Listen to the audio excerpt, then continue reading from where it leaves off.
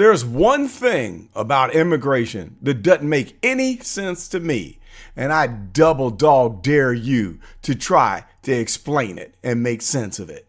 Let's break it down.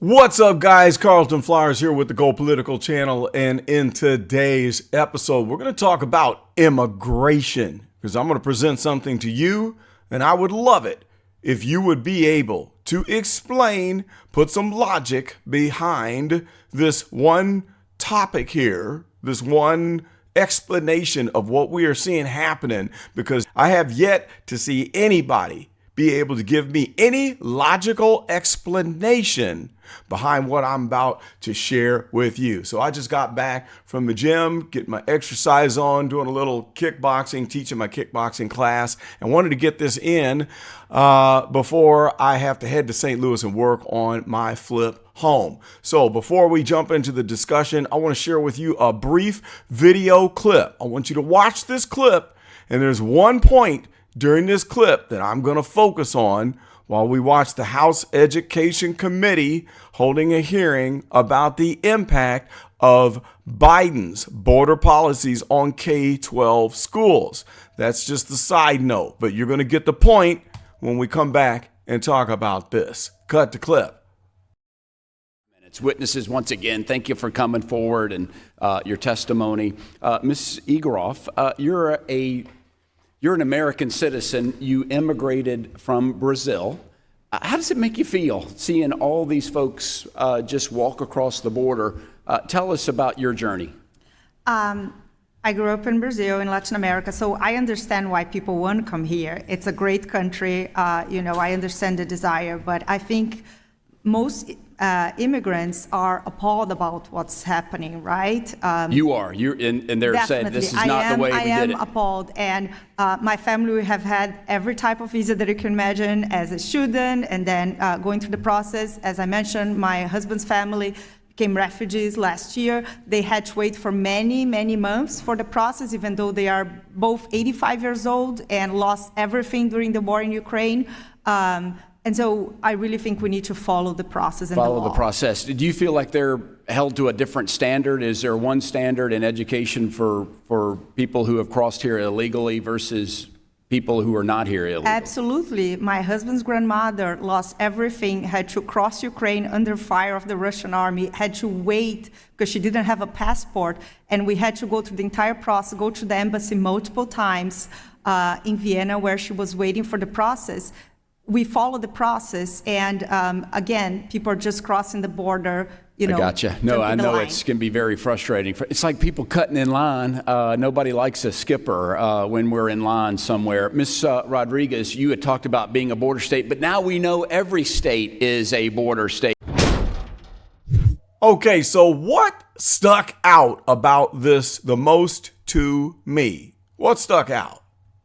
It was a part where she talked about her parents trying to get out of the Ukraine, going through the proper procedures, and they were held up, even though they're under a war situation.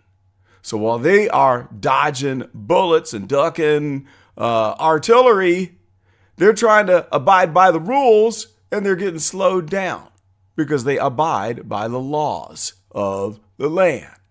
And that's the question that I want to ask you, is why we see this big difference in the two methods of getting to this country. Method number one, doing it by the rules, and method number two, run over the border after Joe Biden invites you to crash the party.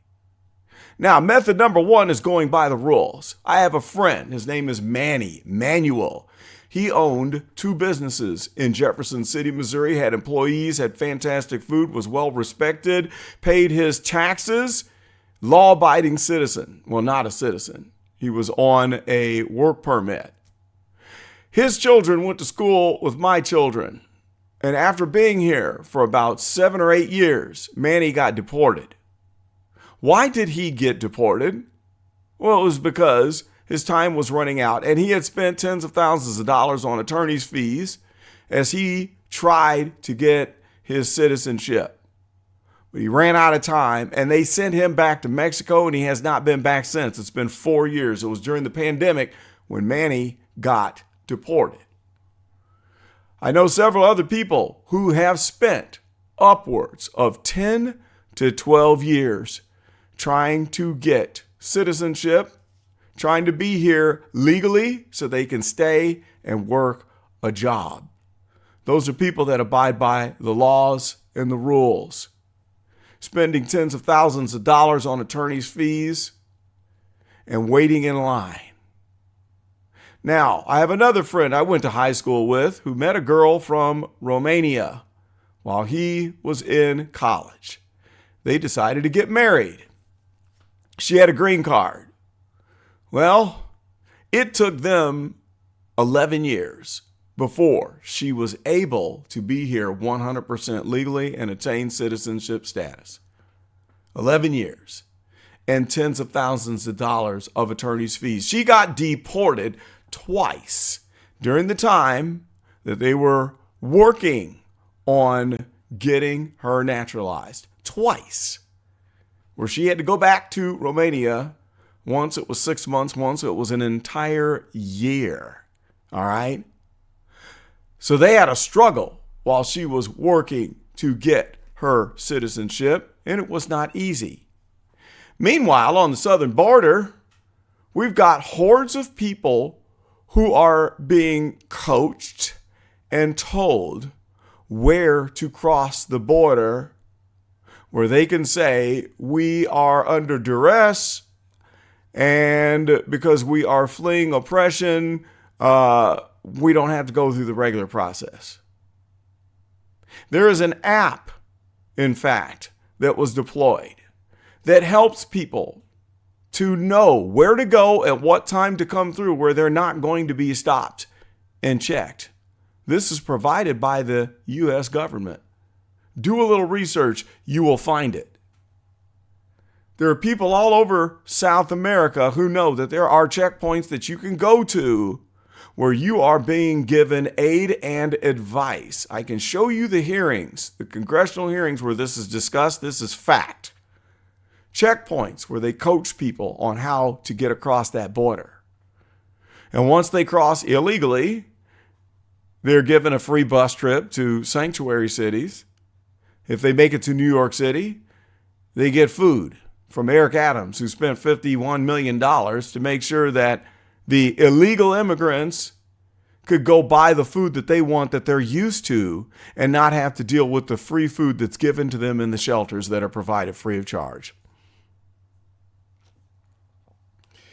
Now, when's the last time that we have found an American citizen that says, you know what, I don't like the food at my school, I want cash, so I can buy food that is culturally appropriate to me? When's the last time that you have seen that?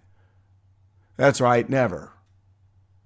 So here we watch this influx of people coming from the southern border, which I'm not against immigration, because as I argue with my friends who are pro-immigration, I'm pro-immigration, but I'm pro doing it by the rules and doing it in a decent and orderly manner, and not in a chaotic manner that causes stress and strife and human suffering. Why do we make rules if we're going to override them? Why are they there in the first place? You know, it's kind of like if you went to an amusement park, you go to Disney World and you get in line for Space Mountain. And the last time I went and got in line for Space Mountain, it said 83 minutes until you get on the ride. It actually took 2.5 hours. So what if you get in line and you're standing there, you're in a line for an hour, you still got an hour and a half to go, and a family comes in and cuts the line in front of you. You call security. Security shows up and you think they're going to eject them from the park, but they tell you, shut up. And then they tell that family, no problem, we're going to take you all the way to the front of the line and you can skip the hour and a half wait that you have left, and they put them on the ride. And then they greet them when they dismount from the roller coaster. They give them cotton candy, water, and food. Does that make any sense? After you paid your $100 Disney World tickets, would you appreciate it if someone was let in the park for free and got to cut the line in front of you and was given top rate service while you worked all year slaving? We have to slave to be able to go to Disney World. We have to work hard and save for an entire year to be able to take our kids to Disney World. So how would it feel if you worked all year for those tickets and they let somebody cut the line? That's the way I feel about illegal immigration. Illegal immigration, which is a bad word to the Biden administration. You can't say that. It's offensive. Nancy Pelosi says that that's offensive. They have their fancy euphemisms for it to cover up the fact that it's illegal and it's immigration. But it's illegal. It's circumventing the laws and the rules which were put in place so things could be done decently and in order and not cause a shock to local communities, which it has. What happened in Denver? They had to tell them, stop coming and you're going to have to leave. Choose the place you want to go to. We're going to pay for your ticket. Y'all got to go. It was too much of a stress on their city's resources. They couldn't afford it. In the south side of Chicago, where I was born and raised, the residents are raising Cain. They've had it with the accommodations being provided to illegal immigrants while they're taking away the resources of the black communities and handing it over to people who come to this country without going through the process that is laid out in the laws and the rules. They've had it. They've had it with paying higher prices for food in the grocery store. Why? Because we're printing money to hand it to people to come to this country. They've had it. And then it makes me wonder, why are they doing this? Well, I think there is one obvious reason. One obvious reason, and it's not labor. It's not cheap labor, which is sad because that's the new slavery for corporations to keep making their profits. Oh, just bring in illegal immigrants because then we don't have to pay them minimum wage. So for all of you people who are so pro flooding in people from the southern border, how do you feel about the fact that these workers are working for half of minimum wage? It's the new slavery. Because people here won't get off their butt and work. So you're for that? Think about that for a while. So it is causing a shock on resources. It's causing inflation, and we, the taxpayers, are paying for it. So while they're taking away the parks from my brothers and sisters in Southland of Chicago, while they're taking away the Boys and Girls Clubs and the old schools and creating shelters for illegal immigrants, they're also paying higher prices in the grocery store because the government is on an incredible, wild spending spree. So where does it end? Why have laws and rules if you're going to break them and encourage people to break them? And what's the real reason why we are allowing this flood of illegal immigrants? I think it's for votes. There are already cities that are allowing illegal immigrants to vote in local measures. We've already seen the city of Chicago allow illegal immigrants to gain employment, even serving on the police force. What's next? I think they're going to push for them to be able to vote in the national elections. If that's not it, what is it? Answer that question. And tell me, why is it that we have laws and rules put in place so that things can be decently and in order, but we allow this influx of millions of people to cross that border, putting a shock on cities, and then we hand them over money and resources from the hard-working citizens of this country, who, by the way, are fed up.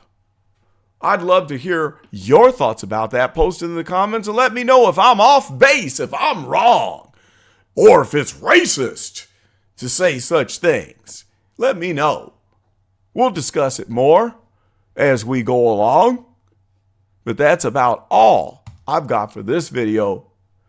Aside from that, I would love it if you would like, comment, and subscribe to the Go Political channel. We got more coming your way, and I am gonna be live streaming soon. We need to do a live stream. I've got to raise money to pay for the new computer setup that I have just upgraded. I've got a whopper of a machine, which means more good content for you. And I'm here to work for you and bring you great content. So that is all we've got for now. This is Carlton, and I am